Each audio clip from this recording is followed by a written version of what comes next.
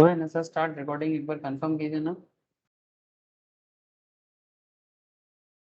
संपर्क रिकॉर्डिंग मिला होगा।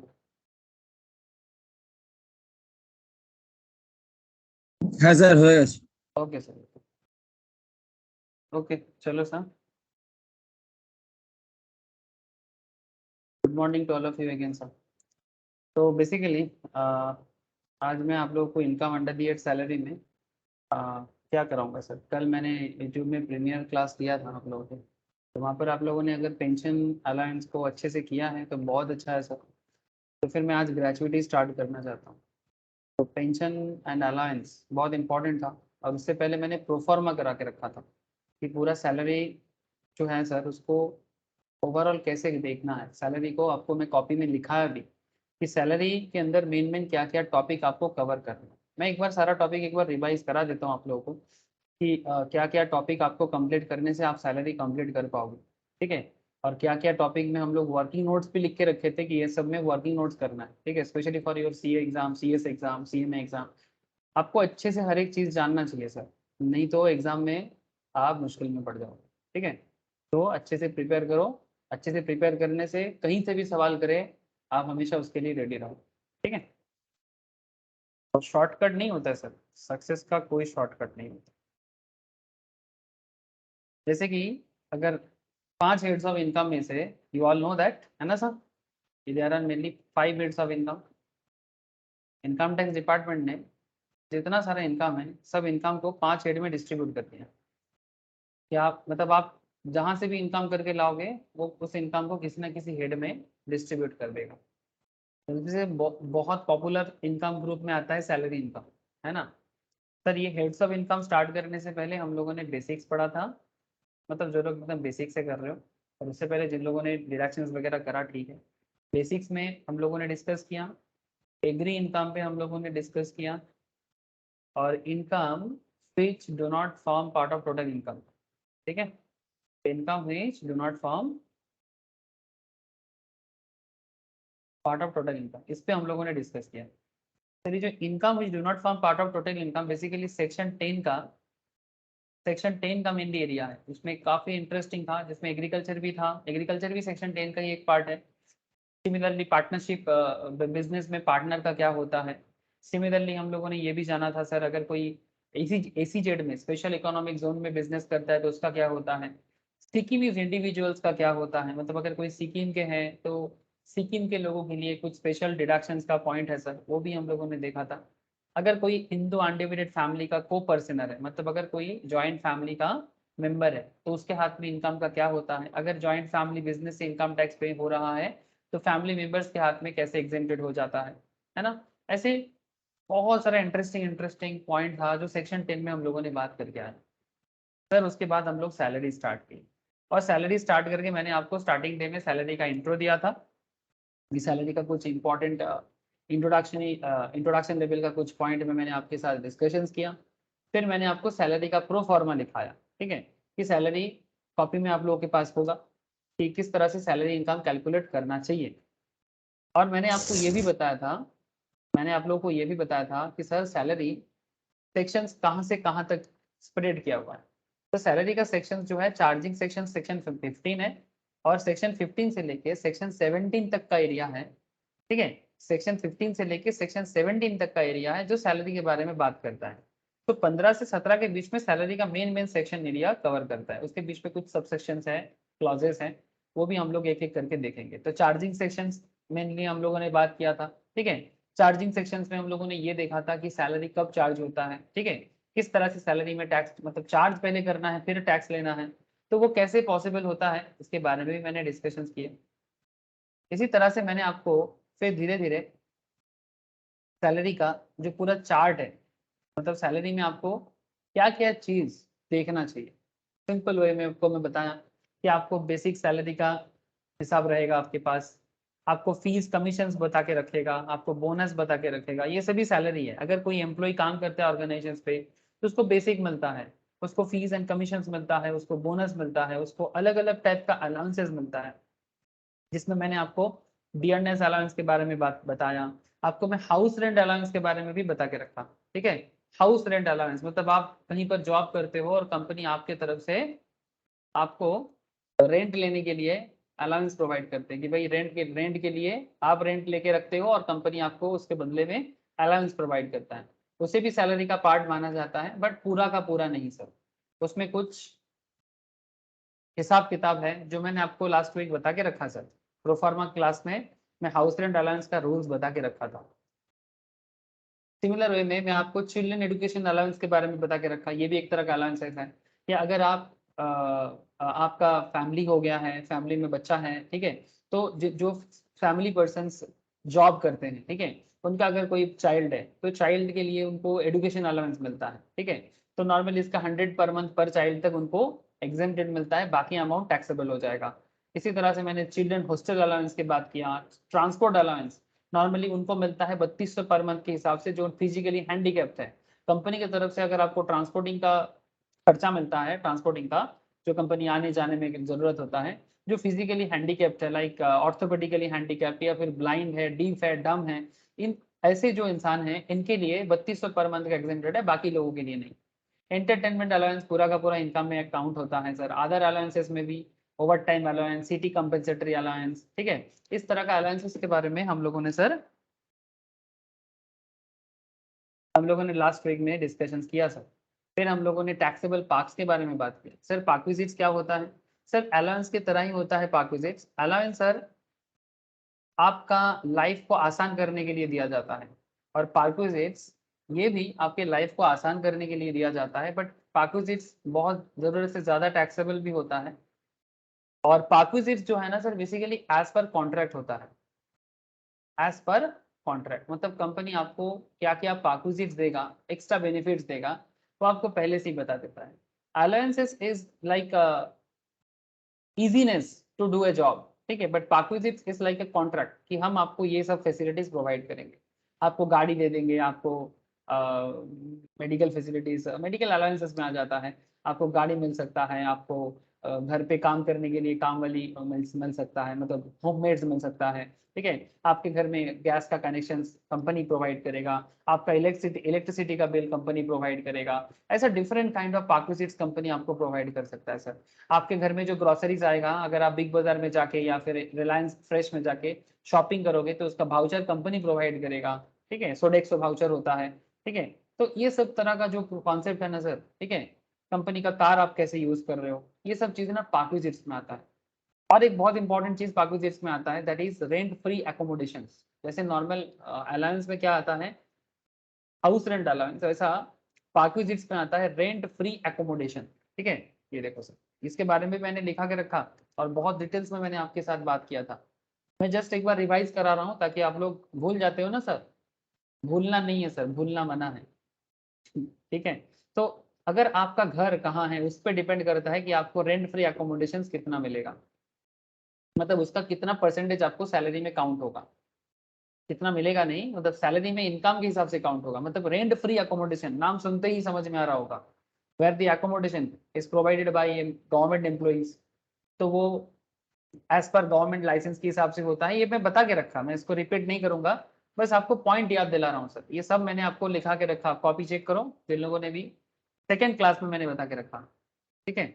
सेकेंड क्लास में जहाँ पर मैंने एक कंपनी में जो भी कोई एम्प्लॉय काम करता है तो उनको कंपनी की तरफ से प्रोबेबल जो जो चीजें मिल सकता है उसका पूरा लिस्ट है, ठीक है। रेंट फ्री अकोमोडेशन वगैरह में आपको कंपनी आपका एकोमोडेशन का रेंट प्रोवाइड कंपनी करेगा और कंपनी के घर पे आप रहोगे बेसिकली, मतलब आपको रेंट भी नहीं देना पड़ेगा, एकोमोडेशन कंपनी देगा। तो कंपनी के कौन हो सकता है सर? कंपनी गवर्नमेंट हो सकता है। कंपनी अगर प्राइवेट होगा तो क्या होगा सर? उस पर डिपेंड करता है कि आप जिस सिटी में रहते हो उसका पॉपुलेशन कितना है। अगर 25 लाख के ऊपर वाला शहर में रहते हो तो आपका 15% ऑफ सैलरी जो आपका ऑक्यूपेशन के टाइम पे रहेगा, 15% of salary in respect of period of occupation, उससे आपको रेंट जो भी रिकवर होगा एम्प्लॉय की तरफ से, बाकी अमाउंट टैक्सेबल हो जाएगा, ठीक है। ये भी पार्क्विजिट्स का ही टैक्सेबिलिटीज है सर। इसी तरह से अगर पॉपुलेशन 25 लाख से कम है, 10 लाख से ज्यादा है तो 10%, अगर शहर 7.5% से, सॉरी, अगर पॉपुलेशन 10 लाख से भी कम है तो 7.5% of the salary minus rent recovered का अमाउंट जो है वो टैक्सेबल होता है। सर ये सब डिस्कशंस कर चुके हैं ना? अरे संपद, स्नेहेश हाँ सर, आपका तो डिस्कशंस कर चुके हैं। परफॉर्मर हाँ बोलो साहब। दिन ही बोले दीजिए सर। यस सर, ठीक है। प्रोफार्मा किस दिन नहीं मैं बता दूं। तो ये सब क्या है, पाक्विजिट्स है, तो भूलना नहीं है। पाक्विजिट्स और अलायंस के बीच में फर्क नहीं भूलना है सर। आपको याद रखना है कि किसको पाक्विजिट्स कहते हैं और किसको अलायंसेस कहते हैं। भूल जाओगे तो मुश्किल हो जाएगा सर, है ना। मतलब उसमें भी परसेंटेज कहाँ कितना कटेगा वो भी डिपेंड करता है कि किस कंडीशंस पे काटा जा रहा है, कौन कट रहा है, सरकारी ऑर्गेनाइजेशन है कि प्राइवेट ऑर्गेनाइजेशन है, वो भी डिपेंड करता है। इसके अलावा और भी कुछ पैकेजेस में जैसे था कि आपका टैक्स आपका एम्प्लॉयर प्रोवाइड करता है, तो वो भी आपके लिए एक टैक्सेबल पैकेजेस है, क्योंकि टैक्स आपको देना था लेकिन आपका एम्प्लॉयर दे दिया, ठीक है। अगर आपके बिहाफ में कंपनी कोई आपके लिए इंश्योरेंस बना के रखता है, ठीक है, जो इंश्योरेंस का प्रीमियम आपको खुद भरना था वो आप खुद ही भर दिए, मतलब सॉरी आपका एम्प्लॉयर ने भर दिया, कंपनी भर दिया आपके बिहाफ में, तो वो भी आपके लिए एक टैक्सेबल पैक्स है।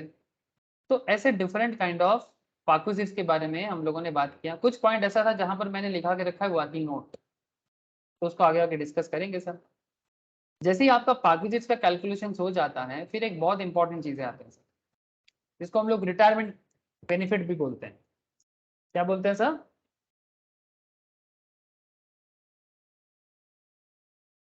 Retirement benefit. अभी रिटायरमेंट बेनिफिट के अंदर ग्रेचुइटी आता है, पेंशन आता है। पेंशन भी दो तरह का होता है सर, कम्यूटेड अनकम्यूटेड। कल का जो क्लास मैंने यूट्यूब में प्रीमियम किया था, ठीक है, यूट्यूब में प्रीमियर चला था, वहां पर ये पेंशन के बारे में ही मैंने डिस्कस किया। जिन लोगों ने भी किया है बहुत अच्छा, बिकॉज कल मैं एक्चुअली अर्जेंट काम में नहीं ले पाया था लाइव क्लास, इसलिए मैं यूट्यूब में प्रीमियर चलाया था उस टाइम पे। जिन लोगों ने कर लिया बहुत अच्छा सर। वहां पर मैंने दो बातें डिस्कस किया, डिफरेंट अलाउंस के बारे में डिस्कस किया। मतलब अलाउंस का भी एक बहुत बड़ा लिस्ट है, कितना तरह का अलाउंस हो सकता है। कुछ अलाउंस तो मैंने अभी बताया आपको प्रोफार्मा के अंदर, बट उसके अलावा भी कुछ अलाउंसेस है जिसका लिस्ट का मैं ये स्टडी वाला क्लास में बात किया। अगर बाई चांस नहीं किया ना, प्लीज एक बार लिंक लेके कर लो सर, ठीक है, आपको अलाउंस का अच्छा खासा आइडिया लग जाएगा। और फिर मैंने पेंशन के बारे में डिस्कस किया था कि कंपनी जब पेंशन प्रोवाइड करता है वो भी तो सैलरी है, तो सेक्शन 10 सबसेक्शन 10A के हिसाब से कितना पेंशन एग्जेम्प्टेड हो सकता है। Point to be noted sir, section 10 subsection 10A के हिसाब से कितना पेंशन आपका नॉर्मली जो कम्यूटेड पेंशन होता है, मतलब जो जो हम पेंशन आप एक साथ उठा लेते हो, ठीक है, उसमें कितना एग्जेम्प्टेड होता है। और अनकम्यूटेड मतलब जो आप मंथली मतलब जो लमसम में नहीं उठाते, मंथली बेसिस में पेंशन मिलता है, ठीक है। तो यही कॉन्सेप्ट के ऊपर मैंने कल का क्लास करवाया था, ठीक है। इसीलिए मैं आप लोग देखिएगा प्रोफार्मा के अंदर वर्किंग नोट बोल के लिखा हुआ था आप लोगों का, ठीक है। तो इसीलिए वर्किंग नोट में कल करवाया और कुछ क्वेश्चंस भी शायद मैंने क्लास में डिस्कस भी किया। सर जैसे मैं पेंशन के बारे में कल बात किया, इसी तरह से मैं ग्रेचुइटी के बारे में भी बात करना है मुझे, जो सेक्शन 10 सबसेक्शन 10 का पार्ट है, और वो मुझे आज बात करना है। फिर मैं आपके साथ लीव ट्रैवल कंसेशंस में बात करूंगा, ठीक है। पहले मैं थोड़ा सा रिटायरमेंट बेनिफिट बता दूं, उसके बाद में धीरे धीरे पार्क्विजिट्स भी कुछ है जहां पर अलग से वर्किंग नोट्स है, बताना पड़ेगा। फिर मैं आपको leave encashment, voluntary retirement compensation, ठीक है, रिट्रेंचमेंट कंपेंसेशन, इस तरह का अलग अलग कंपनी की तरफ से बेनिफिट मिलता है किसको, एम्प्लॉय को। लेकिन वो बेनिफिट कितना टैक्सेबल में जाएगा और कितना टैक्सेबल नहीं होगा, ये हिसाब किताब होना जरूरी है। सब कुछ कैलकुलेट होने के बाद हमें मिलता है ग्रॉस सैलरी। फिर उस ग्रॉस सैलरी से आपको डिडक्शंस मिलता है सैलरी चैप्टर के अंदर। ये सैलरी चैप्टर के अंदर का डिडक्शंस है। अब डिडक्शंस बोलते ही आपको दो डिडक्शंस नजर आएगा, एक सेक्शन 10 का चैप्टर का डिडक्शंस, मतलब जो प्रीवियस चैप्टर हम लोगों ने करके आया, income which do not form part of total income. और आपको एंड में जाके जब ग्रॉस टोटल इनकम के ऊपर, ग्रॉस टोटल इनकम के ऊपर, ग्रॉस सैलरी नहीं सर, ग्रॉस टोटल इनकम के ऊपर आपको डिडक्शंस मिलता है 80C से लेके 80U का डिडक्शन, 80C से लेके 80U का डिडक्शन वो लास्ट में मिलता है, वो जीटीआई के ऊपर मिलता है, किसी पर्टिकुलर इनकम के ऊपर नहीं। वो सब मिला जुला के आपका सैलरी इनकम है, आपका हाउस प्रॉपर्टी इनकम है। हाँ, अब कोई बोलेगा मेरा सिर्फ सैलरी ही है, तो सैलरी को ही जीटीआई मान सकते हैं। ऐसा बात नहीं है कि अगर किसी का हाउस प्रॉपर्टी इनकम नहीं है तो उसका जीटीआई नहीं आएगा, ठीक है। आप सैलरी कमाते हो, हाउस प्रॉपर्टी कमाते हो, कैपिटल गेन भी करते हो, बिजनेस एंड प्रोफेशन से भी कमाते हो, कुछ अदर सोर्स इनकम भी आपका है लाइक बैंक इंटरेस्ट वगैरह, सब इनकम मिला जुला के आपका जो जीटीआई आएगा, जीटीआई से जो डिडक्शंस दिया जाता है वो 80C से 80U का चैप्टर 6A का डिडक्शंस है। फिर जाके आपका नेट इनकम आता है, फिर जाके आपको टैक्स लायबिलिटी ध्यान देना पड़ता है। लेकिन ये जो चैप्टर 6, ये जो डिडक्शंस है, ये चैप्टर 6 का नहीं रे बाबा, ये डिडक्शंस किसका है, ये सैलरी चैप्टर के अंदर है, सैलरी के सेक्शंस के अंदर है। सैलरी में सेक्शन 16 जो है वो बेसिकली सैलरी का डिडक्शंस के बारे में बात करता है। तो आप जितना ग्रॉस सैलरी कमाओगे वहां से सैलरी के सेक्शन 16 के तहत आपको डिडक्शंस मिलेगा। और ये ग्रॉस सैलरी में कैसे पहुंचना है मैंने अभी अभी बता के, आगे जाके जब सैलरी का कंप्लीट क्वेश्चन करेंगे आपको थोड़ा सा और क्लैरिटी हो जाएगा सर। लेकिन एक चीज याद रखिएगा सर कि जैसे ही ग्रॉस सैलरी आपको मिल जाए ना सैलरी के अंदर, फिर आपको स्टैंडर्ड डिडक्शंस मिलता है जो 16 सबसेक्शन 1A की तरफ मिलता है। 16 सबसेक्शन 1A आपको स्टैंडर्ड डिडक्शंस प्रोवाइड करता है। इसका अमाउंट है 15,000 और अमाउंट ऑफ सैलरी जो लोअर होगा, मतलब अगर सैलरी 40,000 है तो क्या डिडक्शंस 50,000 दे सकते हैं आप? Tell me. बहुत लोग यहाँ क्या गलती करता है, उनको लगता है डिडक्शन, स्टैंडर्ड डिडक्शन सुन के रखा है 50,000, समझ रहे हैं ना साहब, वो सुन के रखा है स्टैंडर्ड डिडक्शन सैलरी में 50,000 है, और वो क्या करता है स्टैंडर्ड डिडक्शन 50,000 पुट करके आ जाता है। तो क्या वो सही करके आया सर? Hello, no sir. उसने गलती कर दिया ना, क्योंकि 40,000 से 50,000 लेस करोगे तो क्या हो जाएगा, नेगेटिव 10,000 हो जाएगा। बट ये नेगेटिव 10,000 जवाब नहीं होना चाहिए, बिकॉज ये कैरी फॉरवर्ड नहीं होता है सर जो आप नेगेटिव दिखा रहे हो। अगर लॉस हो जाएगा तो कैरी फॉरवर्ड होगा, ऐसा नहीं होता है। तो ये आपका 50,000 के बदले क्या होना चाहिए? 40,000। Thank you sir. तो बहुत केस में स्टूडेंट का क्या गलती हो जाता है, उसको पता चलता है कि 50,000 स्टैंडर्ड डिडक्शन से चलो लेस करते हैं, तो क्या मजे मजे में लेस कर दिया 50,000। अरे भाई ये तो देखो, मतलब वो क्या है ना, आधा आधा पढ़ा सर, पूरा नहीं पढ़ा। आधा सच्चाई जाना है, आधा सच्चा मतलब झूठ ही है ना सर, आधा सच मतलब क्या, आधा झूठ है। तो कहने का मतलब यही है कि आप आधा सच्चाई में मत रहिए, पूरा सच्चाई देखिए। पूरा सच्चाई ये है कि अमाउंट ऑफ सैलरी और 50,000 व्हिच एवर इज लेस, तो 40 से 40 जाएगा तो ये नील हो जाएगा। ठीक है सर, अगर ये 40,000 की जगह अगर 1 लाख होता तो, या sir gross salary annual salary मानो 5 लाख है, ठीक है 5 लाख है, 5 लाख में से कितना जाएगा अभी, 40 है कि 50 जाएगा, क्या जाएगा अभी? 50 जाएगा। 50 जाएगा, तो आपका ये 4.5 लाख आ जाएगा। ठीक है, लेकिन 16 में और भी कुछ चीजें हैं, जैसे कि आपको एंटरटेनमेंट अलाउंस की तरफ से मिल सकता है। एंटरटेनमेंट अलाउंस अगर आप गवर्नमेंट एम्प्लॉय हो तो आपको जितना एंटरटेनमेंट अलाउंस मिलेगा उसके वहां से आप लेस कर सकते हो इन तीनों में से जो कम है, मतलब या तो 5,000, या तो आपका बेसिक सैलरी का 1/5 जो क्वेश्चन में गिवन रहता है बेसिक, ठीक है, और एक्चुअल एंटरटेनमेंट अलाउंस आपने जितना रिसीव किया अपने एम्प्लॉयर से। ठीक है, तो एंटरटेनमेंट के लिए जितना आपने रिसीव किया 5,000 और आपका बेसिक का 1/5, इन तीनों में से जो लोएस्ट होगा, आउट ऑफ दिस 3 जो लोएस्ट होगा वो आपको यहाँ पर माइनस हो जाएगा, बाकी अमाउंट टैक्सेबल होगा 16 सबसेक्शन 2। लेकिन ये किसको मिलता है, ओनली फॉर गवर्नमेंट एम्प्लॉय। तो अगर प्राइवेट एम्प्लॉय है तो सर, अगर प्राइवेट एम्प्लॉय है तो फुल होगा। क्या करेंगे फिर एंटरटेनमेंट अलाउंस क्या करेंगे फिर,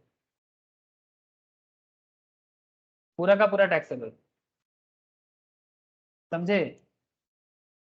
अरे बात समझ में आ रहा है? Yes sir. 16 सबसेक्शन 3 ये प्रोफेशनल टैक्स का जो हम लोगों ने पहले देखा था ना, प्रोफेशनल टैक्स ऑन, या फिर टैक्स ऑन एम्प्लॉयमेंट भी कहा जाता है, जो एम्प्लॉयर भी पे करता है एम्प्लॉय भी पे कर सकता है, जो भी पे करे। उस टाइम पे हम लोगों ने इसको दिखाया था, बट ये नॉर्मली आपको डिडक्शन हो जाएगा। ठीक है, 16 सबसेक्शन 3 के हिसाब से। तो सब कुछ एडजस्ट करने के बाद जो अमाउंट आएगा वो income under the head salary कहलाएगा। तो ये है सैलरी कैलकुलेट करने का सिस्टम। ठीक है, तो पहले क्या क्या आइडेंटिफाई करना है सर? आपको पहले बेसिक देखना है, फिर आपको फीस कमीशन देखना है, बोनस देखना है, फिर अलग अलग अलाउंसेस का हिसाब देखना है। अब देखो सर, क्वेश्चंस के अंदर सारा अलाउंस थोड़ी ना रहेगा, जितना रहेगा उतना देख लो। फिर अलाउंस के बाद पाकुजिट्स देख लो, जैसे पाकुजिट्स भी समझ में आ जाए फिर क्या देख लो, रिटायरमेंट बेनिफिट देख लो, जिसमें leave travel concessions, basically gratuity, pensions, leave encashment, retrenchment benefit, voluntary retirement compensations, इस तरह का चीजें आएगा। ये जब कंप्लीट हो जाए फिर ग्रॉस सैलरी आएगा, फिर ग्रॉस सैलरी से डिडक्शंस दे दो, जैसे डिडक्शंस दे दोगे तो income under the year salary भी आ जाएगा। बस इतनी सी बात है, और क्या, और कुछ नहीं है सर। ये समझ में आ जाए, ये सारा सेक्शन समझ में आ जाए, ये सारा सारा टॉपिक समझ में आ जाए तो सैलरी में मास्टर हो जाओगे, और क्या। अच्छा, मैंने ये सैलरी का नोट्स आप लोगों को शेयर किया था रिसेंट वाला? नहीं किया ना, ठीक है कोई बात नहीं, शेयर कर देंगे आज। आज थोड़ा सा मुझे याद दिलाना, तो मैं सैलरी का नोट शेयर कर दूंगा जिनके पास नहीं है। अच्छा, चलो सर, मैं थोड़ा सा आपको ग्रेचुइटी में बात करूंगा। मैं आपको अभी बोला ना कि सर मुझे आपको थोड़ा ग्रेचुइटी में बात करते हैं, जैसे मैंने आपको लास्ट दिन पेंशन में बात किया।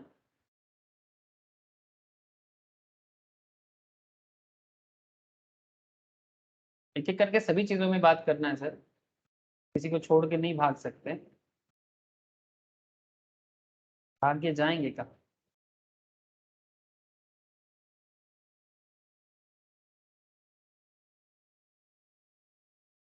प्रोविडेंट फंड में भी बात करना है, फिर आपको लिव इनकैशमेंट में बात करना है, फिर आपके साथ ग्रेचुइटी में बात करना है। चलो, ये ग्रेचुइटी का डिटेल्स यहाँ पर गिवन है, बट डोंट वरी, हम लोग इसको लिखेंगे, ठीक है। चलो sir, pen and copy ready कर लो। रेडी हो sir? On your mark, get set go. आप लोग रेडी हैं कि नहीं?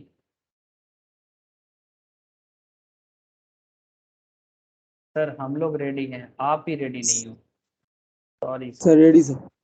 Okay sir, ready steady go, बचपन में हम लोग ऐसे बोलते थे, रेडी सेडी गो। समझ में नहीं आता था सर, बंगाली मीडियम थे ना बचपन में, तो क्या बोलते थे, रेडी सेडी बोलते थे ना, तो हम लोग बोलते थे, तो बहुत छोटा थे, रेडी सेडी बोलते थे। ऐसा ही बात याद आ गया सर। अरे क्या हो गया? जरूरत में कुछ ना कुछ रंग दिखा देता है ये। रिक्वेस्ट एक्सेस क्या क्या बता रहा है, दिमाग खराब हो गया।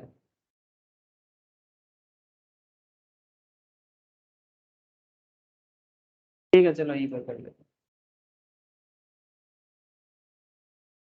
ओके, सो बेसिकली ये जो टॉपिक हम लोग बात कर रहे हैं वर्किंग नोट में, जो जो हम लोग प्रोफार्मा में जैसे वर्किंग नोट बोला था ना, तो ये भी एक वर्किंग नोट की तरह ही है, ठीक है। तो ये वर्किंग नोट किसके लिए है? जैसे लास्ट दिन पेंशन के लिए था, आज ग्रेचुइटी के लिए। स्नेहाशीष, स्नेहाशीष समझ आ रहा है रे बाबू? स्नेहाशीष का आवाज नहीं आ रहा है।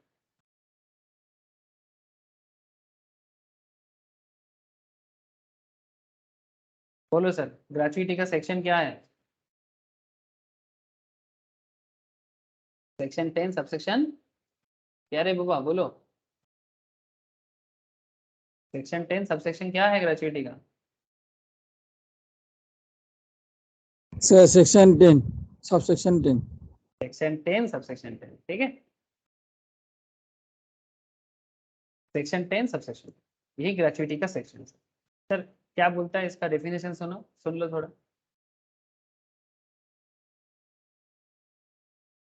Sir, gratuity is a voluntary payment made by an employer in appreciation of service rendered by the employee. Gratuity is a voluntary payment made by an employer in appreciation of service rendered by the employee. मतलब इतना दिन आप company में काम किए, ये voluntary payment है। कौन किसको करता है? एम्प्लॉयर एम्प्लॉय को करता है। Nowadays, gratuity has become a normal payment applicable to all employees. एक समय था तो ये ग्रेचुइटस होता था, मतलब it's like a gift, voluntary. But आजकल यार वॉलेंटरी नहीं है, एक नॉर्मल सा पेमेंट हो गया, रिटायरमेंट पे मिलता है। In fact payment of gratuity act बोल के एक एक्ट भी है सर। जो लोग CS एग्जीक्यूटिव लेवल में या फिर CA में इंटरमीडिएट लेवल में लेबर लॉ पढ़ते हो, पढ़ा है ना सर आप लोग? हाँ, लेबर लॉ या इंडस्ट्रियल लॉ दोनों बोलते हैं। CS में बोलते हैं लेबर लॉ, CMA में बोलते हैं इंडस्ट्रियल लॉ, कॉन्सेप्ट सेम ही है। वहां पर मैं पेमेंट ऑफ ग्रेचुइटी एक्ट को डिटेल्स में पढ़ाता था, मैं मतलब पढ़ाता हूँ, ठीक है। तो 1972 पेमेंट ऑफ ग्रेचुइटी एक्ट में एक्चुअली ये बोला हुआ है। पेंशन एक्ट भी वहां पर रहता है, प्रोविडेंट फंड एक्ट भी रहता है। तो gratuity act 1972 is a statutory recognition of the concept of gratuity. तो फिर ग्रेचुइटी क्या है? Gratuity is a voluntary payment made by an employer in appreciation of service. मतलब इतना दिन आपने सर्व किया कंपनी को, उसके बदले हम आपको एक पेमेंट करते हैं रिटायरमेंट के टाइम। और आज के डेट में ये पेमेंट ऑफ ग्रेचुइटी एक्ट के तहत होता है। एक टाइम में वॉलेंटरी था, बाद में वो 1972 के बाद से एक्ट बना के पेमेंट होना चालू हो गया। भाई इतना दिन काम कर रहा है आपके कंपनी में, आपके बिजनेस पे, जब रिटायर कर रहा है कुछ तो उसको अच्छा खासा दो। तो is a statutory recognition of the concept of gratuity. Almost all employees enter into an agreement with employees to pay gratuity.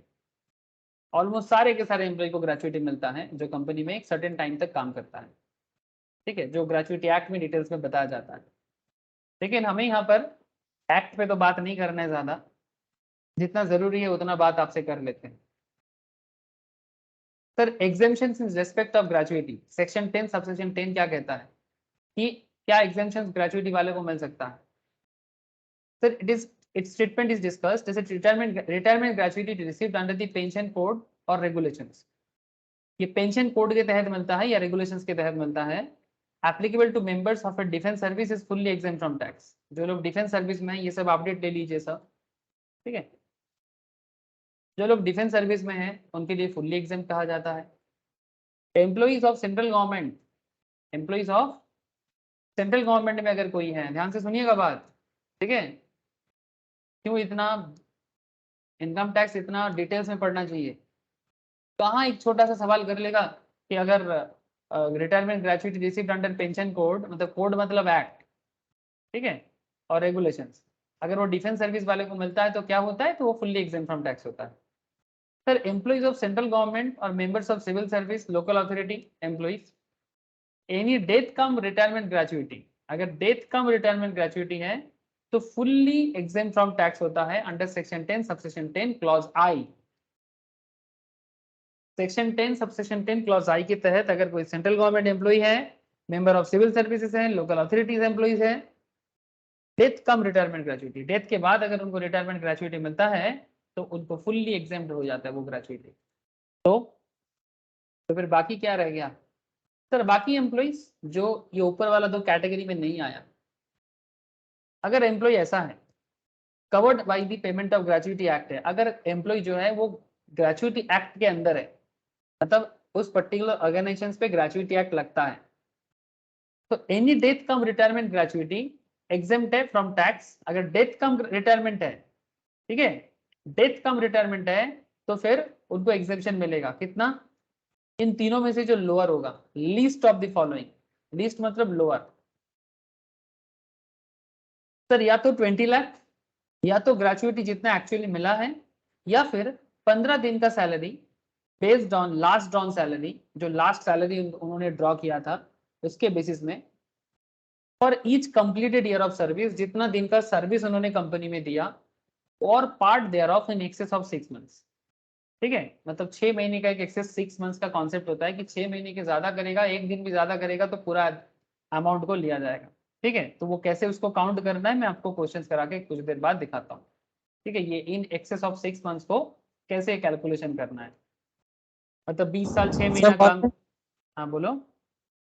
এই লাস্টেরটাতে তো আমাদের 15 দিনের স্যালারি নিতে হবে, লাস্টের যে মানে যখন রিটায়ারমেন্ট মানে রিটায়ারমেন্ট হচ্ছে কি বেরাচ্ছে তার আগে যে 15 দিনের স্যালারি নিয়েছে তার উপর বেস করে। सर काइंड ऑफ, मतलब बेसिकली इसका एक फॉर्मूला है, मैं अभी लिखाता हूँ, कुछ ऐसा होता है, मैं दिखा देता हूँ सर आपको, नोट्स लिखाता हूँ। लास्ट ड्रॉन बेसिक मतलब आप एकदम लेटेस्ट में कितना बेसिक सैलरी उठाते थे, ठीक है, तो ये हो जाएगा आपका लास्ट ड्रॉन। जितना आपका लास्ट ड्रॉन रहेगा उसको डिवाइड करना पड़ता है सॉरी ठीक है, लास्ट ड्रॉन जो रहेगा उसी के हिसाब से आपका क्या रहेगा, बेसिक रहेगा, बेसिक प्लस आपका डीए रहेगा। इसको डिवाइड करना है 26 से, मतलब 26 दिन में करना चाहिए, बिकॉज वर्किंग डेज लेना पड़ता है। ठीक है, salary for this purpose means basic salary and dearness allowance, तो इसीलिए बेसिक प्लस डीए लिया जाएगा।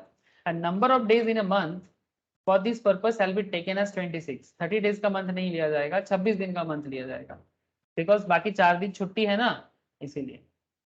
तो 26 दिन के हिसाब से काउंट होगा, और कितना दिन का आपने काम किया उसके हिसाब से है। तो ये जो बात यहाँ पर कहा है ना कि last drawn salary for each completed year of service, अगर मानो कोई कंपनी में 20 ईयर्स काम किया, तो 20 ईयर्स अगर है तो 20 ईयर्स है, लेकिन अगर 6 मंथ्स एक्सेस है तो इट्स लाइक 20 ईयर 9 मंथ्स, तो इसको 21 साल माना जाएगा। अगर 20 ईयर 6 मंथ्स 2 डेज है तो भी इसको 21 ईयर माना जाएगा, और अगर 20 ईयर 6 मंथ्स है तो 20 ईयर माना जाएगा। मतलब 6 মানে महीने স্যার से। हाँ बोलो। নেক্সট ইয়ারে 6 মাসের থেকে একদিন বেশি হওয়া মানেই তখন সেটা 21 বছরে नेक्स्ट কাউন্টিং। हाँ यस, एक से काउंट होगा। अगर 6 महीने से 6 महीना है या 6 महीने से कम है तो राउंड में नीचे आ जाएगा। ठीक है, 20 ईयर्स काउंट তো होगा। এইগুলো যে অ্যামাউন্ট হবে সেটাকে এক্সেম্পট হবে, তার মানে স্যালারি ইয়ে থেকে এক্সেম্পট মাইনাস করে দেওয়া হবে। यस सर, ये जो भी कैलकुलेशन होके निकलेगा वो एग्जेम्प्ट हो जाएगा सैलरी से, और बाकी जो अमाउंट रहेगा वो टैक्सेबल होगा। मतलब आप ऐसे बोल सकते हो, ये बेसिकली हम लोग जब income which do not form पढ़े थे, याद है ना? হ্যাঁ sir. Income which do not form भी तो सेक्शन 10 का ही बात करता है। हम लोग यहाँ पर इनकम হ্যাঁ विच স্যার डू नॉट আমাদের income which do not form जब हम लोगों ने पढ़ा था, याद होगा आप लोगों को, वहां पर हम लोगों ने सर कुछ ऐसा इनकम के बारे में पढ़ा था जब फुल्ली एग्जेम्प्टेड था इनकम से, बट उसमें हम लोग ये पॉइंट भी पढ़े थे, पर्शियली एग्जेम्प्टेड इनकम। देखो नजर आ रहा है ग्रेजुएटी, হ্যাঁ স্যার। ये हम लोग प्रीवियस चैप्टर में पढ़े थे। पर्शियली एग्जेम्प्टेड इनकम है, मतलब पूरा का पूरा एग्जामेशन नहीं मिलेगा आपको, पर्शियल एग्जामेशन आपको मिलेगा। तो कितना एग्जामेशन मिलेगा उसी का हिसाब हमें ये ग्रेजुएटी में सीखना पड़ रहा है। इसीलिए मैं तब आपको बोला था कि सैलरी चैप्टर के अंदर बहुत सारा ऐसा इनकम आएगा जो सैलरी चैप्टर के अंदर आएगा, जो income which do not form part of total income का भी पार्ट है। मतलब बेसिकली फुल्ली एग्जेम्प्टेड कैटेगरीज को तो यहाँ पर दे दिया गया, लेकिन जो पर्शियली एग्जेम्प्टेड है वो किसी ना किसी चैप्टर के साथ कनेक्टेड है, स्पेशली सैलरी के साथ ज्यादा। ठीक है, पेंशन, पेंशन में भी था कम्यूटेशन ऑफ पेंशन, है ना, कम्यूटेशन मतलब कम्यूटेड पेंशन, जैसे आज पढ़ रहे ग्रेचुइटी। ठीक है, लीव ट्रैवल कंसेशंस, ठीक है, वॉलंटरी रिटायरमेंट, ये सभी चीज आएगा सर जहां पर आपको पर्शियल एग्जामेशन नजर आएगा। ठीक है, बात समझ में आ रहा होगा सर जरूर।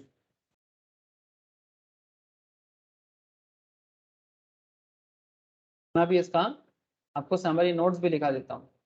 अच्छा, अगर कोई सैलरी के अंदर कवर्ड नहीं है, तो sorry payment of gratuity act के अंदर कवर्ड नहीं है, तो उनका रूल्स थोड़ा अलग है। अगर कोई ग्रेचुइटी एक्ट के अंदर कवर्ड नहीं है, मतलब जो ऑर्गेनाइजेशन ग्रेचुइटी एक्ट फॉलो नहीं करता है, उनके लिए ग्रेचुइटी रिसीव क्या होगा sir? Any death cum retirement gratuity receive by an employee on his retirement और is becoming incapacitated prior to such retirement or on his termination, or any gratuity received by his widow, children or dependents on his death is exempt from tax to the extent of list of the following। मतलब अगर वो gratuity के अंदर covered नहीं है तो उनके लिए 20 lakh gratuity actually received, half month salary based on last 10 months average salary immediately preceding the month of retirement or death, or for each completed year of service, fraction to be ignored। अगर 1 महीना भी हो, 6 महीना भी हो, 7 महीना भी हो, इग्नोर कर देना। इवन 9 महीना हो, 10 महीना हो तो भी इग्नोर कर देना। इवन 20 ईयर्स 11 मंथ्स भी होगा तो भी आपको 20 ईयर्स ही लेना चाहिए। ठीक है सर, पूरा बात समझे नहीं सर? समझने के लिए क्वेश्चंस करना होगा। ठीक है, समझने के लिए क्वेश्चन सॉल्व करना होगा तो पूरा बात भी समझ में आ जाएगा। तो एक काम करते हैं ना, देरी ना करके हम लोग कुछ क्वेश्चंस को करते हैं ग्रेचुइटी को समझने के लिए। ठीक है, चलो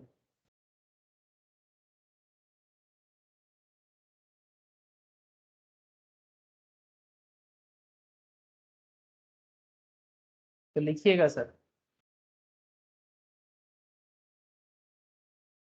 death cum retirement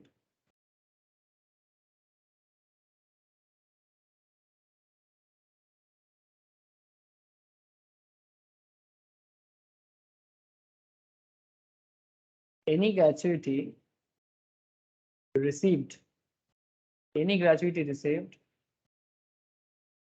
during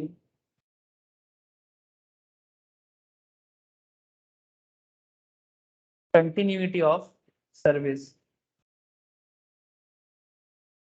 is fully taxable. Service चलते चलते अगर आप ग्रेचुइटी उठाते हो तो वो टैक्सेबल हो जाएगा पूरा का पूरा। But there is another point,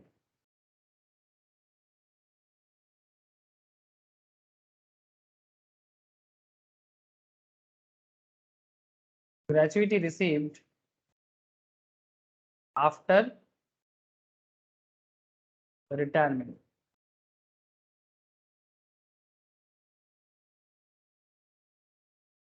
gratuity received after retirement, ठीक है, जैसे डेथ कम रिटायरमेंट बार बार बोल रहा हूँ सर। तो सर अगर ग्रेचुइटी रिसीव्ड आफ्टर रिटायरमेंट हो रहा है तो इसमें क्या बनेगा, अगर आप गवर्नमेंट एम्प्लॉय हो तो क्या होगा, और अगर आप एक नॉन गवर्नमेंट एम्प्लॉय हो तो क्या होगा।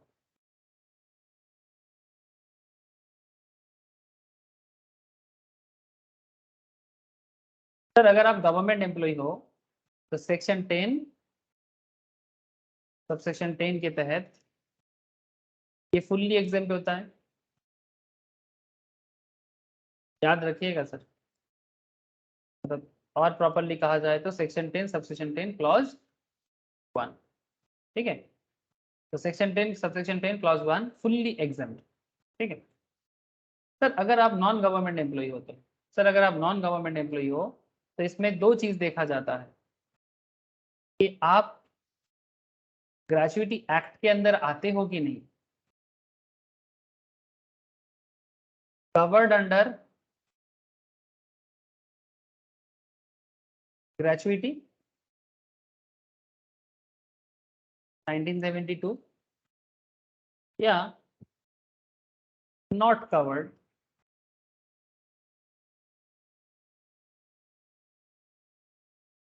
Under gratuity act 1972। ये दो इंपॉर्टेंट पैरामीटर आ जाता है सर। सर आप लोगों को समझ में आ रहा है सबको? Please tell me sir.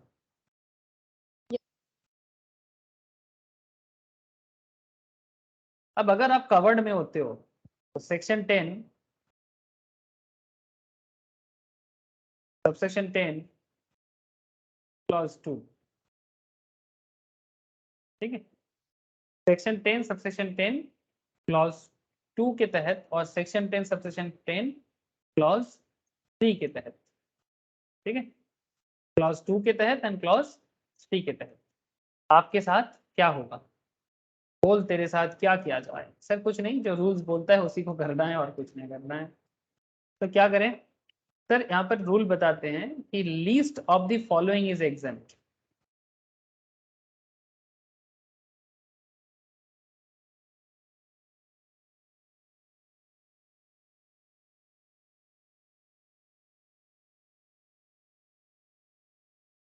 What is the least, least का मतलब होता है lower. Point number A, maximum 20 lakh है।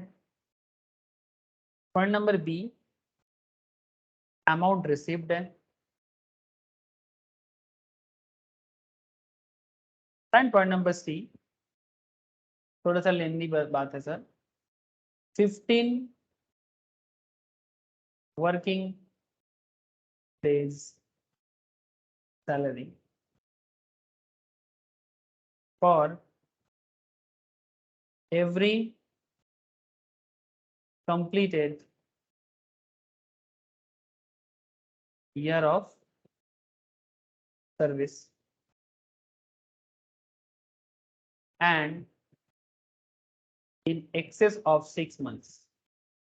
In excess of 6 months. बस 15 working days salary for every completed year of service and in excess of 6 months. लिख लिया sir? बोलिएगा ABC तीनों पॉइंट हो गया? है सर। अब इसमें सर हाँ बोलो सर। ये फर्स्ट पॉइंट जो हम लोग ने लिखा था ना, any gratuity received during continuity of services fully taxable वाला, वो क्या गवर्नमेंट और नॉन गवर्नमेंट बोथ एम्प्लॉयज के लिए है? यस सर, दोनों के लिए। ठीक है, ये हम लोग अभी अभी पढ़े ना, 2 पॉइंट हम लोगों ने पढ़ा सर। तो दो एक्सेप्शंस है।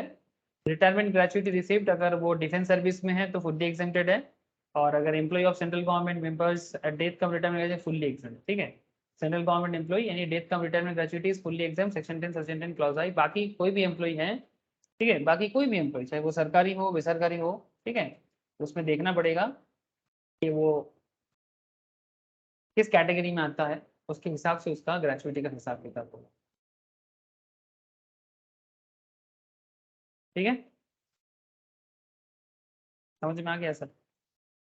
लेकिन अभी रूल्स कंप्लीटली नहीं हुआ सर। तो maximum 20 lakh amount received, 15 working day salary for every completed year of service and in excess of 6 month. ये तो रूल है।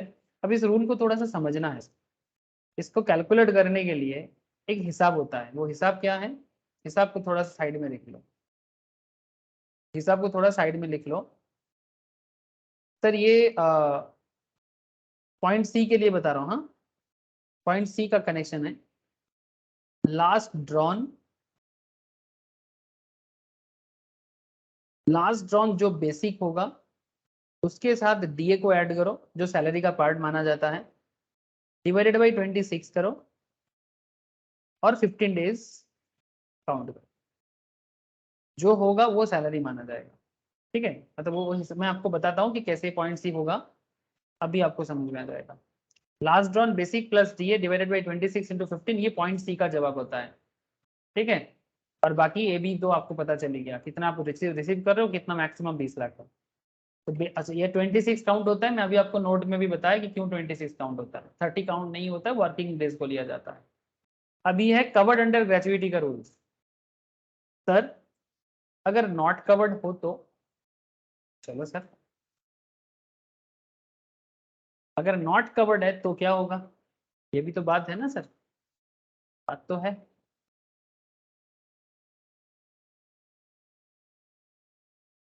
अगर नॉट कवर्ड है तो क्या होगा? तो अगर not covered under gratuity act है तो हमें क्या करना चाहिए?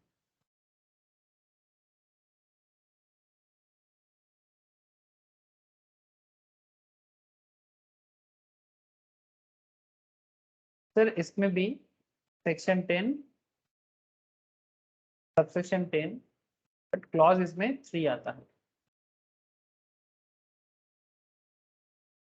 Sir least of the following is exempt माना जाता है। सर यहाँ पर भी पॉइंट ए 20 लाख का हिसाब है, point B max sorry point B amount received का एरिया है,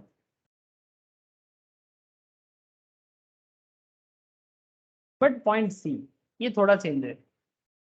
पॉइंट सी में जैसे पुराना मतलब जो ग्रेच्युटी एक्ट के अंदर आता है उसका रूल्स, और पॉइंट सी जो ग्रेच्युटी एक्ट के अंदर नहीं आता है उसका रूल्स में थोड़ा सा आपको चेंजेस नजर आएगा सर। तो क्या चेंजेस नजर आएगा? Sir half into average salary. ये एवरेज सैलरी का concept is very important in salary, because बहुत सारा ऐसा पैरामीटर है जहां पर एवरेज सैलरी कैलकुलेशन किया जाता है सर। तो half into average salary into half into average salary into completed year of service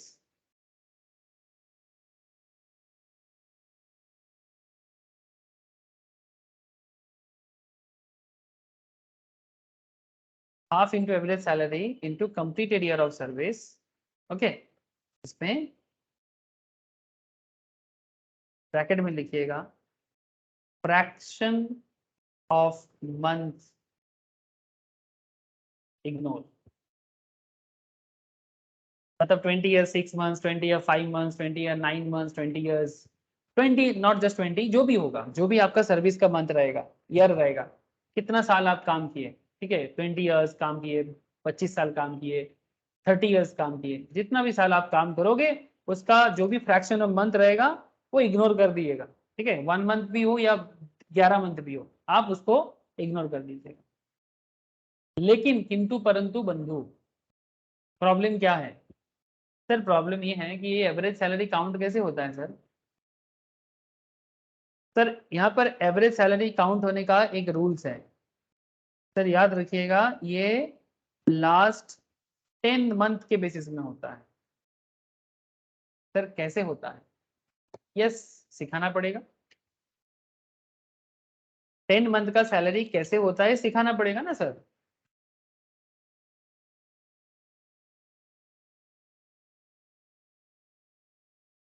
तो चलो सर सीखते हैं, ये 10 मंथ का सैलरी के थ्रू से हम लोग एवरेज सैलरी को कैसे काउंट कर सकते हैं।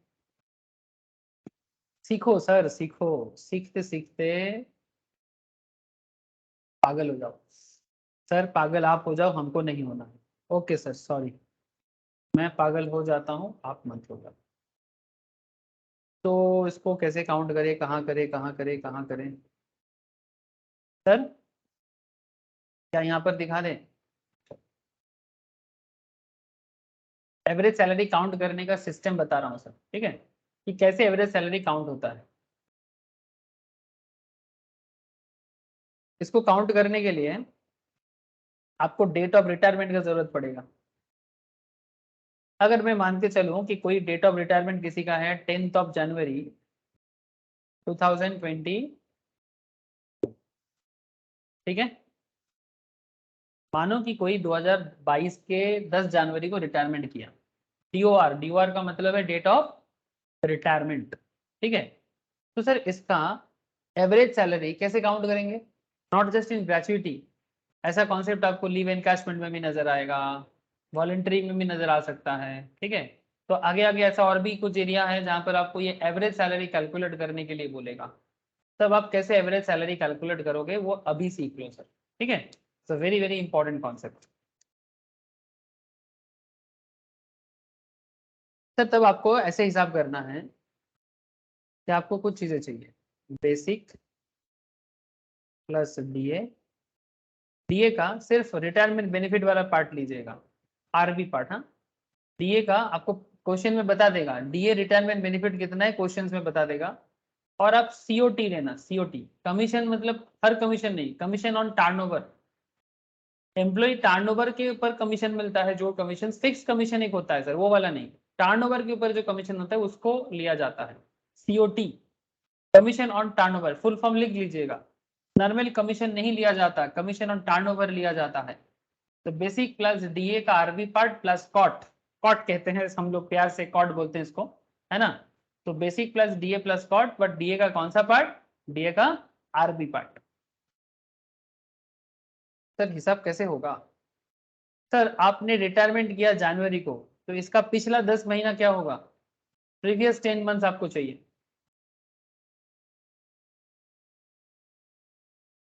हेलो सर मार्च टू दिसंबर 2020। सर पीछे चलना है, पीछे चलना है, जनवरी के ठीक पीछे वाला मंथ क्या है? दिसंबर। दिसंबर, उसके पीछे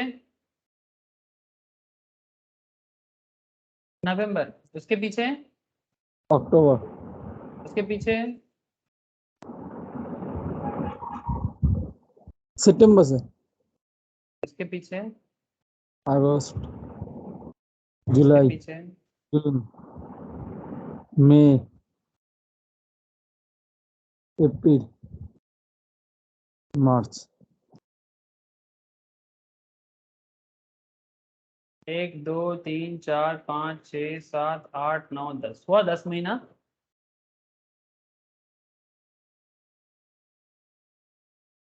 टेन मंथ्स हुआ ना सर। तो आपको ये 10 मंथ्स का बेसिक, ठीक है, ये जो पिछले 10 मंथ का बेसिक्स है ये है, और जो कॉट है उसको फाइंड आउट करके प्लस करना है। जो वैल्यू आएगा वो आपका एवरेज सैलरी है। उसके लिए आपको क्या इंपॉर्टेंट चीजें ये है, रिटायरमेंट का डेट, किस मंथ में आप रिटायरमेंट कर रहे हो उसके बेसिस में ही आप एवरेज सैलरी काउंट कर सकते हो। ठीक है, इतना समझ में आया? मतलब अगर मैं ऐसा बोलूं कि this is A, this is B and this is C, तो A plus B plus C divided by जितना होगा, जितना होगा डिवाइडेड बाई 10 कर देना। ठीक है, डिवाइडेड बाई 10 कर देना। तो पहले आपको 10 मंथ का सैलरी मिल जाएगा, फिर जैसे ही आपको बेसिक डी और कॉट का मिल जाता है फिर ए प्लस बी प्लस सी करके टोटल करके उसको डिवाइडेड बाई 10 कर दीजिएगा, तो आपको एवरेज सैलरी आ जाएगा। सर पूरा समझ नहीं आया, आधा। हाँ सर आधा इसलिए है बिकॉज हम लोगों ने अभी क्वेश्चन नहीं किया। लेकिन आप मुझे इतना पहले बता दो कि यहाँ तक प्रोविजंस क्लियर है? हाँ सर। ठीक है, अब इसी तरह से हम लोग ये क्वेश्चंस है इसको भी सॉल्व कर सकते हैं। ये होमवर्क रहेगा, मैं कुछ क्वेश्चंस आपको करा रहा हूँ, ठीक है, अब उसको करो मेरे साथ साथ, और फिर घर पे आप ये वाला क्वेश्चन होमवर्क के तौर पे कीजिएगा। ठीक है,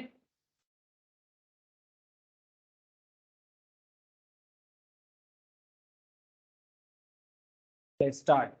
क्वेश्चन लिखो मेरे साथ साथ।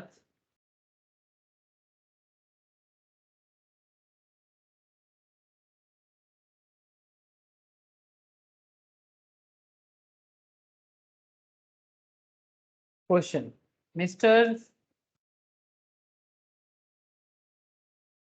मिस्टर कौन, mister mister Z,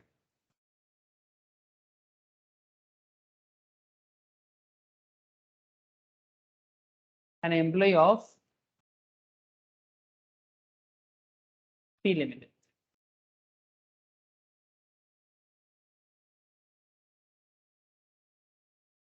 sir retired कब कर रहे हैं? Age on 1st of January 2022।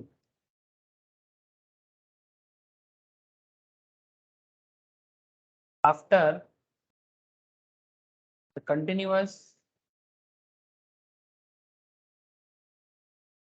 services of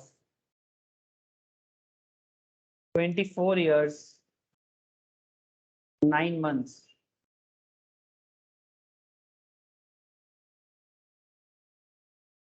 चौबीस साल 9 महीना, and received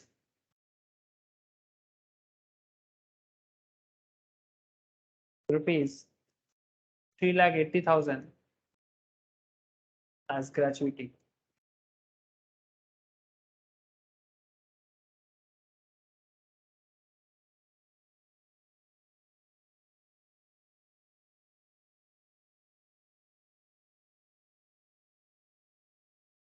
At the time of retirement,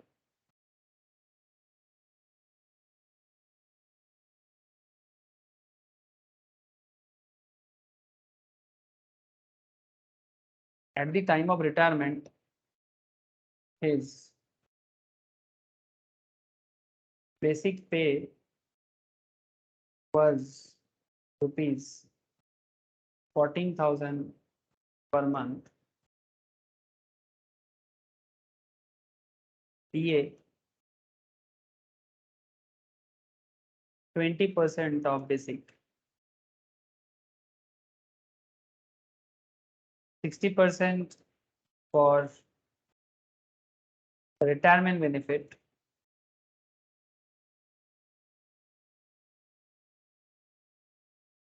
मतलब आरबी पार्ट, ठीक है, commission 200 per month. Calculate the amount of exemption.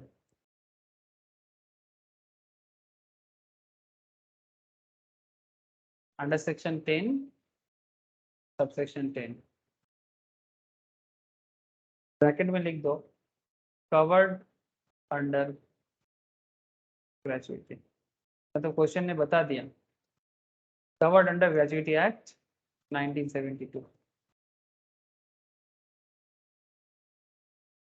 हो जाएगा क्वेश्चन एग्जाम में। ऐसा सिर्फ ग्रेजुएटी से भी क्वेश्चन पूछ सकता है, पूरा सैलरी में से ओनली ग्रेजुएटी उठा के सवाल हो सकता है सर, जरूरी नहीं कि पूरा सैलरी ही पूछ ले आपको, सिर्फ पेंशन का भी क्वेश्चन कर सकता है, ठीक है। Anything they can ask you, बोलो कैसे सॉल्व करें इस क्वेश्चन को, कैसे सॉल्व करें इस क्वेश्चन को।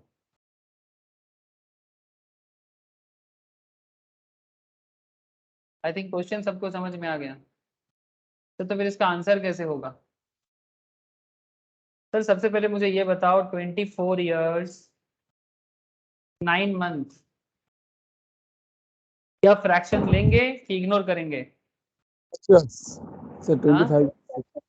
25 years 25 years क्यों। Covered under thank you sir, covered under है, थैंक यू सर। 25 years, ठीक है, वेरी गुड सर। सर अगर कवर्ड नहीं होता तो 4 year थैंक यू। अब रूल्स क्या बताता है, least of the following is exempt, है ना। Least of the following is exempt. Point A maximum 20 lakh। Point B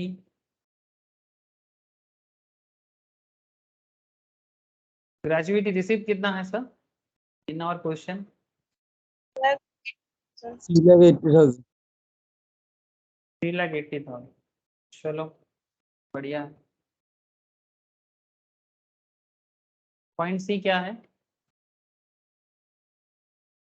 point सी क्या है। सर पॉइंट तो बेर करते হবে স্যার এবারে 15 क्या क्वेश्चन, मतलब उसका प्रोविजंस क्या है। 15 Sir, working 15 days salary 15 working days salary completed your service in excess of 6 months। In excess of 6 month. तो इसको ऐसे कर सकते हैं ना, इसका फॉर्मूला लिखा के रखा है ना, हाँ सर तो Basic- basic plus DA basic plus DA 15 divided by 26 into, 15 ठीक है। बेसिक कितना है बताओ।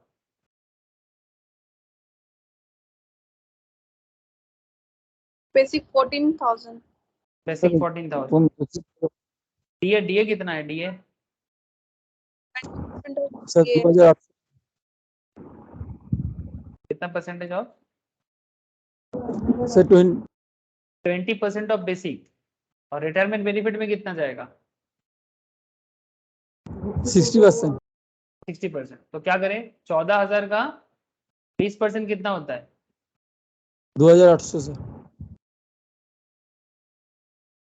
14,000 का 20% 2,800। 14,000 का 20% 14,800 और रिटायरमेंट बेनिफिट है 60%। हम लोग फॉर्मूला में क्या बताए थे सर, बेसिक प्लस डीए। हाँ इसमें रिटायरमेंट बेनिफिट लेना है ऐसा कुछ तो नहीं था, ठीक है। इसमें basic plus DA plus COT, but retirement benefit लेना है ऐसा नहीं बोला था, है ना। तो यहाँ पर आपको क्या लेना है, बेसिक प्लस डीए लेना है। तो 14,000 का 20% कितना होता है। सर 2000 मैंने आपको प्रोविजंस लिखा है कि नहीं लिखा है। सैलरी लेने के लिए ये देखो, based on the last on, या एक सेकेंड,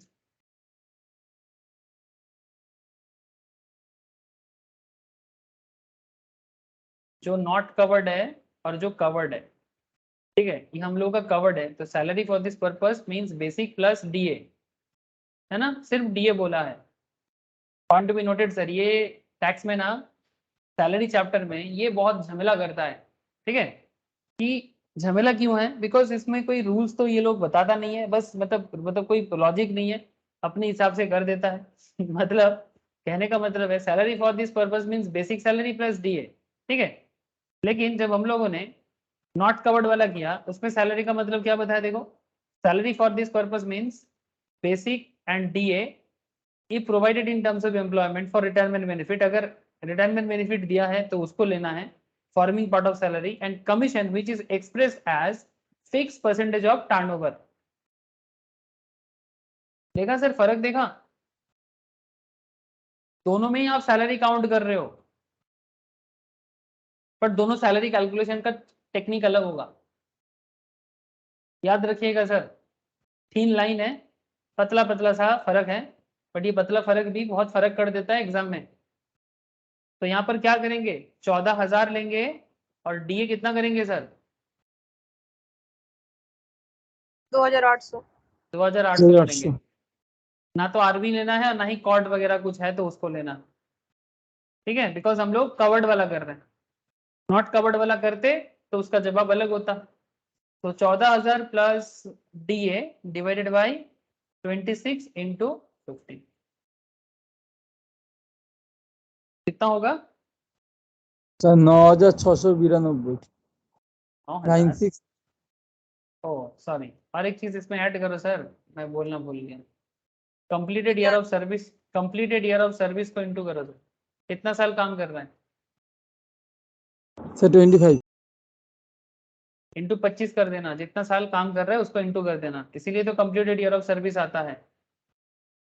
प्रोविजंस के अंदर कंप्लीटेड ईयर ऑफ सर्विस इसीलिए लिखा रहता है सर। 2,42,000। 308।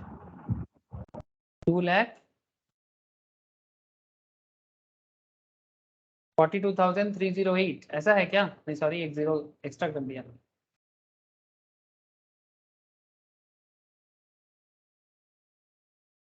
तो सर हमें जो कैलकुलेट करना था हम लोगों ने कर लिया ना, और कुछ है क्या जो मिस हो गया हम लोगों से, नहीं सर, जो भी था कैलकुलेट करने के लिए जो कुछ भी था हम लोगों ने कर लिया। नाउ टेल मी, इन तीनों में से जो सबसे लोअर होगा वो क्या हो जाएगा, Exempted हो तो कौन सा लोअर हुआ, 20 लाख सर এটাই তো হবে। ग्रेचुइटी रिसिप्ट और पॉइंट सी, 2,42,000। तो ये क्या हो जाएगा, एग्जेम्प्ट। तो अगर ये एग्जेम्प्ट है, এটা এক্সাম মানে স্যার 3,80,000 থেকে, তাহলে স্যার এটা কি মাইনাস করে যেটা হবে সেটা উপর ট্যাক্স চাপবে? Yes sir, thank you, very good sir. If this one is exempted that means taxable क्या होगा, टैक्सेबल ग्रेचुइटी फिर क्या हो जाएगा,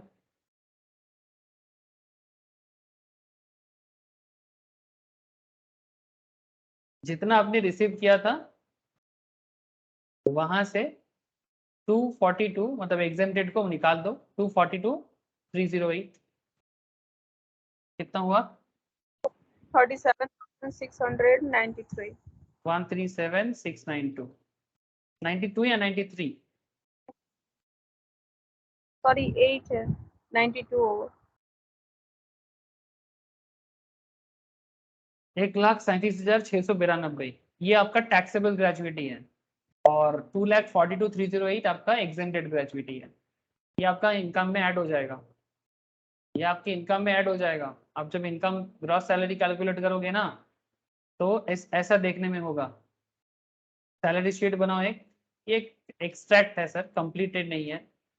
सैलरी शीट जब बनाओगे प्रोफार्मा में तो वहां पर आपको देना पड़ता है ना सैलरी शीट में, जैसे मानो वहां पर आप बेसिक दोगे, कितना है आपका बेसिक, एनुअल बताओ कितना बेसिक है आपका, 14,000 करके है आपका बेसिक, कितना कितना दिन तक का होगा सर। अच्छा ये सैलरी शीट कौन, ये हाँ बोलो सर। सर 1,68,000। 1,60,000। सर जनवरी तक रिसीव किया, हाँ बोलो जनवरी तक रिसीव किया है सर। सर। वेरी गुड, जनवरी तक रिसीव किया। मतलब आपको कौन सा साल का करना है, क्वेश्चन पढ़ो। वेरी गुड सर, क्वेश्चन पढ़ो। आपको तो जब आप किसी इंसान का इनकम कैलकुलेट करोगे तो जितना सैलरी होगा उतना इंटू 12 करने से थोड़ी ना होगा। पहला बात है कि ये जो बंदा है हमारा, ये जनवरी 2022 में रिटायर कर रहा है। कब स्टार्ट किया था सैलरी लेना, मतलब इसका हमें कौन सा ईयर का हम लोग कैलकुलेट करेंगे सैलरी शीट? 21 22 का। Hello, what is our previous year now? 21 22 ना। तो 21 स्टार्ट हुआ था अप्रैल को, और 1,40,000 হবে। काउंटिंग 21 হবে। 21 स्टार्ट हुआ था अप्रैल में और 22 खत्म होगा मार्च में। बट इन्होंने जनवरी में ही रिटायरमेंट कर लिया, तो कितना महीने का सैलरी इन्होंने उठाया? 9 months का। सर 9 महीना होगा, अप्रैल से जनवरी, मतलब अप्रैल से दिसंबर बेसिकली। ये 9 मंथ्स क्यों हुआ? अप्रैल टू दिसंबर के लिए, बिकॉज जनवरी के 1 जनवरी में रिटायर कर रहा है, जनवरी का सैलरी नहीं ले रहा है संपद। जनवरी का सैलरी ये रिसीव नहीं कर रहा है। जनवरी की 1 तारीख 1 तारीख 1 तारीख अगर रिटायर करेगा तो थोड़ी ना पूरा साल महीने का सैलरी थोड़ी मिलेगा। না না স্যার আমি এটা 31 ভেবে বলে দিয়েছিলাম 10 মাসে কেন। ठीक है, ये देखो ये सब ना सिली मिस्टेक है, समझ रहे हो ना? Don't do this kind of silly mistake. सोचो समझो फिर जवाब दो। तो 14,000 इंटू 9 महीना काम कर रहा है, मतलब बेसिकली उस particular salary sheet for previous year 21 22। तो 14,000 इंटू 9 करके कितना हो जाएगा?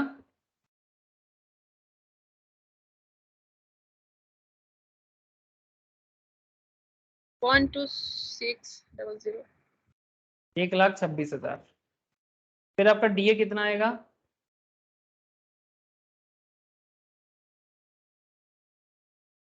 20% है ना? 1,26,000 का 20% करो।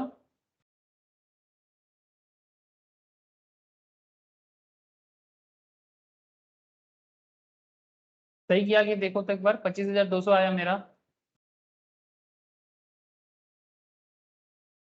कमीशन कितना है आपका? 200 पर मंथ। सर ये नॉर्मल कमीशन है, टर्नओवर का कमीशन नहीं है ये नॉर्मल कमीशन है, टर्नओवर का कमीशन नहीं है ये। 1800। तो 200 इंटू 9 महीने का 1800। सर और कुछ, और क्या आएगा बोलो? इस क्वेश्चन से और क्या इनकम यहाँ पर सैलरी शीट में आएगा इसका? Gratuity, taxable gratuity. ग्रेचुइटी, जिसके लिए इतना मेहनत किए। टैक्सेबल ग्रेचुइटी कितना है? Taxable gratuity 1,37,692। टोटल करो sir.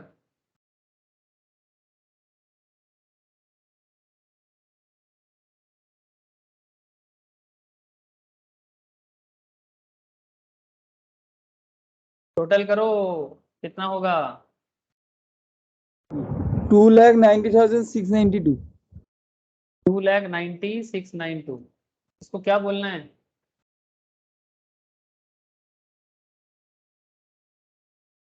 Gross salary. Gross salary. Sir ये ग्रेचुइटी रिलेटेड क्वेश्चन था और हमें सिर्फ ग्रॉस सैलरी पूछा था, तो ग्रॉस सैलरी कैलकुलेट कर दी। सर अगर मानो कि इसी क्वेश्चन के अंदर आपको एंटरटेनमेंट अलाउंसेस, आपको प्रोफेशनल टैक्स, हाँ सेक्शन 16 का एरिया दे देता तो क्या करते हैं? तो डिडक्शन देने के बाद उसको ये करते थे। यस, ग्रॉस सैलरी से डिडक्शन दे देते अगर अगर रहता तो, बट नहीं है ना। डिडक्शन अंडर सेक्शन नहीं। 16 अगर होता तो इसको तो 50,000 का भी मिल जाता है ना। ऐसे डिडक्शन ऐसे भी मिल जाएगा, स्टैंडर्ड डिडक्शन तो मिल ही जाएगा। स्टैंडर्ड डिडक्शन तो मिल ही जाएगा सर, हम लोगों ने एकदम स्टार्टिंग में पढ़ा कि नहीं पढ़ा, तो फर्मा के अंदर Yes, sir. लिखा भी हुआ है 50,000 के डिडक्शन तो इसको मिल ही जाएगा। बाकी का पता नहीं, एंटरटेनमेंट अलाउंस का पता नहीं, प्रोफेशनल टैक्स का भी पता नहीं, बिकॉज क्वेश्चन कुछ नहीं बोला इसके बारे में। बट स्टैंडर्ड डिडक्शन सबके लिए है, सेक्शन 16 सबसेक्शन 1A, ठीक है। तो अंडर सेक्शन 16 सबसेक्शन 1A के तहत स्टैंडर्ड डिडक्शन दे दो।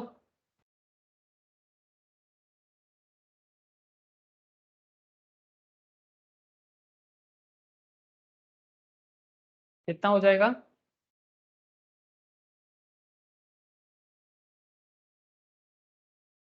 240692. 240692। इसको क्या बोलेंगे? Net salary as per this question. ठीक है, समझ में आया सर? एक ग्रेचुइटी, हाँ बोलो सर बोलो। 16 স্যার যদি আরো কিছু দিত তাহলে তো ওগুলো মাইনাস করে তারপরে তো এটা বের করতে হবে। ऑब्वियसली আর अगर কিছু না क्वेश्चन থাকলে শুধু দিতেই হবে। अगर कुछ नहीं रहेगा तो सिर्फ स्टैंडर्ड डिडक्शन देना, बाकी कुछ नहीं आएगा। अगर ये सब एंटरटेनमेंट वगैरह मिल जाता, प्रोफेशनल टैक्स का भी इंफॉर्मेशन गिवन रहता, ठीक है, तो वो सब माइनस हो जाता, सेक्शन 16 सब सेक्शन 2 भी आता, 3 भी आता, और फिर इनकम अंडर दी सैलरी निकाल लेते। ठीक है,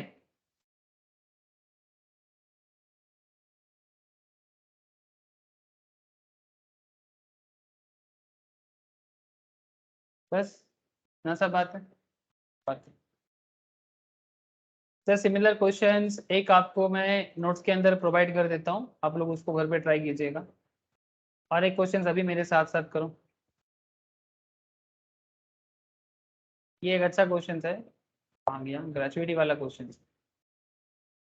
टेंशन का भी एक क्वेश्चन आपको इसके अंदर मिलेगा, इलस्ट्रेशन 3 मस्ट ट्राई सर। हाँ, मैंने क्लास में भी कुछ करा के रखा, और ये सब जो भी है इसको भी कर लेना, कोई डाउट हो मस्ट आस्क मी, ये वाला क्वेश्चन करना सर। मिस्टर रवि का क्वेश्चन है, मिस्टर रवि का क्वेश्चन है, ठीक है, इलस्ट्रेशन 4 का मस्ट ट्राई सर। ग्रेजुएटी का क्वेश्चन है, मैं जैसे आपको समझाया उसी के हिसाब से करना, एकदम बिल्कुल सही जवाब होना चाहिए। ठीक है, मैं शेयर कर देता हूँ नोट्स आपको, मस्ट ट्राई। अच्छा, करेंटली मेरे साथ एक दूसरा क्वेश्चन करो।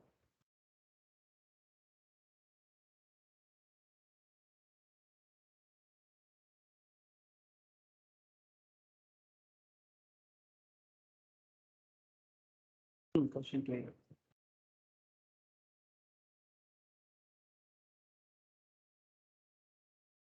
Mr. X, an employee of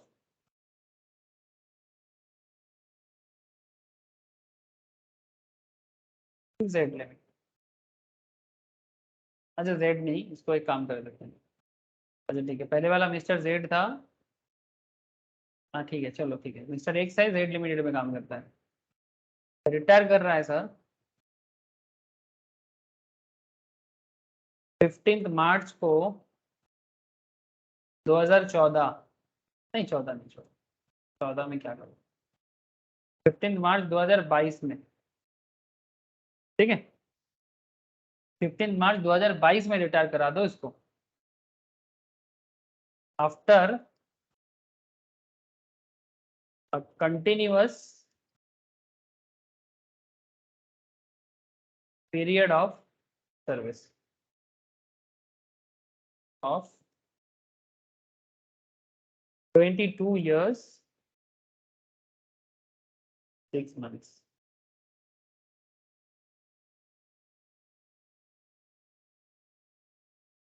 And they received rupees 22 lakh as gratuity। नहीं 22 लाख नहीं, बहुत ज्यादा हो गया सर, 2,20,000 कर दो।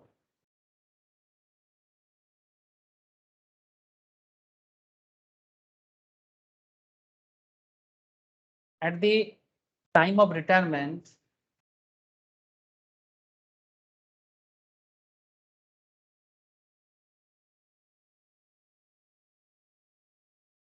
his basic pay was rupees, the basic कितना था? 12,000 per month. Dearness allowance 1,000 per month. Commission 2% on turnover. Turnover rupees 4 lakh. Calculate exemption under section 10 subsection.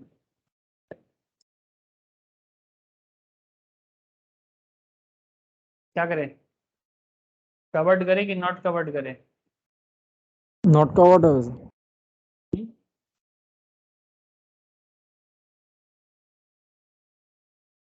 Sir covered होगा तो क्या होगा, नॉट कवर्ड होगा, दोनों दोनों निकाल देना। हाँ अच्छा, डीए का सिर्फ डीए बोला है, डीए का कॉट ये वो नहीं बोला, रिटायरमेंट बेनिफिट नहीं बोला ना सर। तो सर इसको कवर्ड ही करो।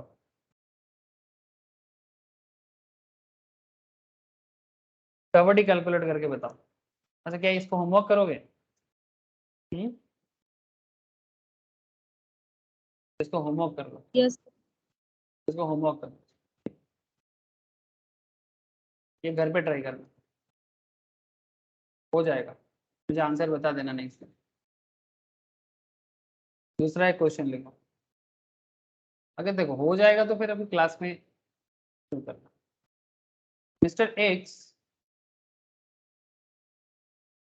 an employee of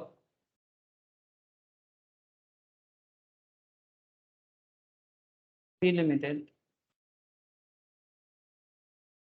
as on 31st Jan 2022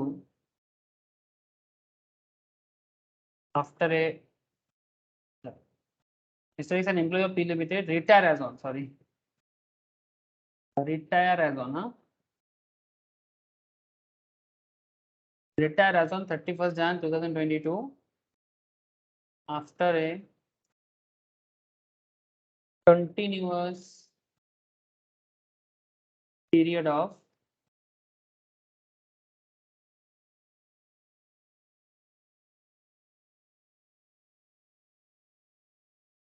24 years, 24 साल 8 months, and received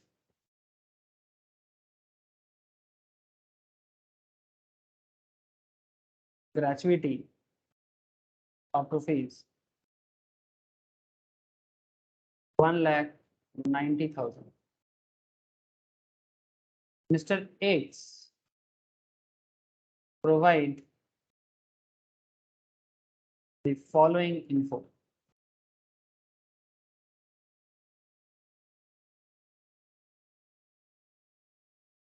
बेसिक दिया आपको 9,000 पर मंथ का,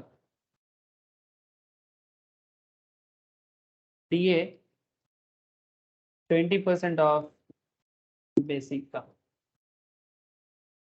ब्रैकेट में बोला 40% रिटायरमेंट बेनिफिट, कमीशन मतलब डीए का 40% रिटायरमेंट बेनिफिट में कनेक्ट होता है, commission on turnover 2% on turnover. Turnover बोला है प्रीवियस ईयर 21-22 का 6 lakh,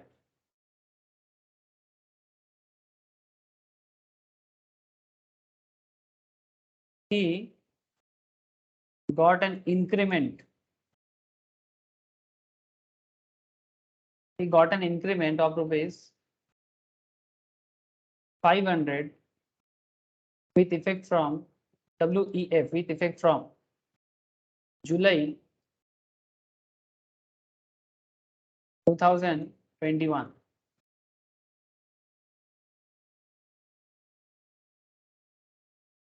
Calculate exemption under section 10 subsection 10.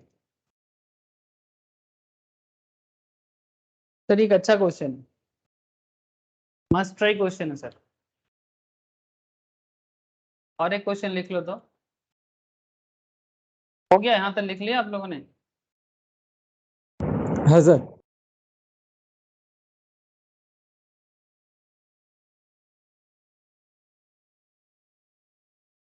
Mr. X, an employee of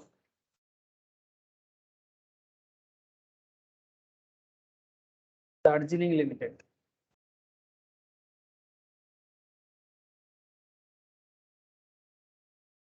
retire as on 31st December 2022 after continuous period of service of 26 year, 11 month, 5 days, and received fees 3,90,000 as gratuity.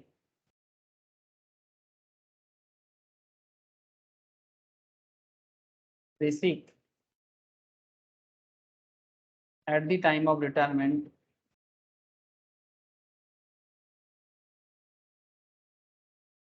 basic at the time of retirement 15,000 per month. DA 40% of basic, 25% RB. Commission 500 per month. Bonus 30,000. Calculate exemption under section 10 subsection 10. Sir DA DA बोला तो 40% of basic, 25% RB. ठीक है, कर लिए sir copy? He got an increment of rupees 100 with effect from 1000. 100 से क्या होगा? 1000 टका का इंक्रीमेंट हुआ विथ इफेक्ट फ्रॉम सेप्टेम्बर 2021.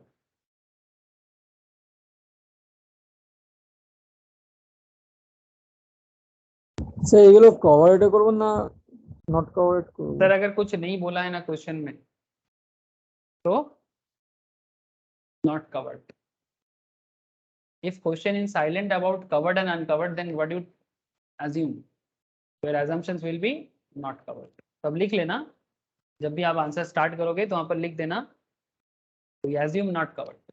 ठीक है, जिन लोगों का एमसीक्यू पेपर है जैसे कंपनी सेक्रेटरी वाले का, वो लोग एमसीक्यू पूछता है, मतलब मल्टीपल चॉइस में पूछ लेता है, तो क्या करोगे? सर देख लेना, आंसर देख के मैच करके कर लेना, अगर आंसर मैच हो जाए, नॉर्मल जो पर्पस है वो आपको मैं बताया, बट अगर मानो आप कवर्ड पकड़ा और आंसर नहीं मैच किया तो नॉट कवर्ड करके देख लेना, और क्या किस हिसाब से आंसर दिया हुआ है। बट नॉर्मल कॉन्सेप्ट यही है कि अगर कुछ बोला नहीं रहता है क्वेश्चन में तो नॉट कवर्ड ही मानना चाहिए। सर बोनस बोनस दिया तो नहीं दिया इसमें 30,000।